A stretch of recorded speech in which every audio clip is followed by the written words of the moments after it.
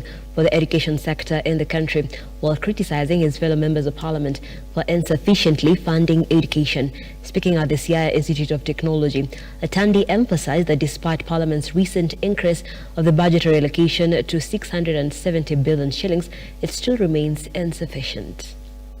One of the areas that MPs have let you down is on funding of education. I believe that the funding of education in Kenya is does not support the facilities that are required. The educational function is not properly funded. And I say this because the capitation that is sent to your schools is not sufficient. And it does not take into account the regular increase in enrollment in your schools. Each and every year, you have more pupils, more students. So I think as members of parliament, I wanted to highlight that, even to the media, that it is time members of parliament supported the education sector as required.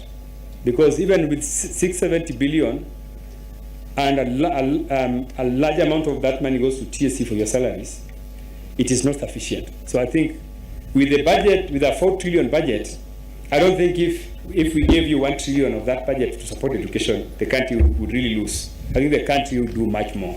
So I want to urge my colleague members of parliament that it is time we enhanced our financial support to education sector, because as we all agree, education sector is the most important sector, because this is the development of our community, development of our resources as a country, development of our people. Without people, there is no country.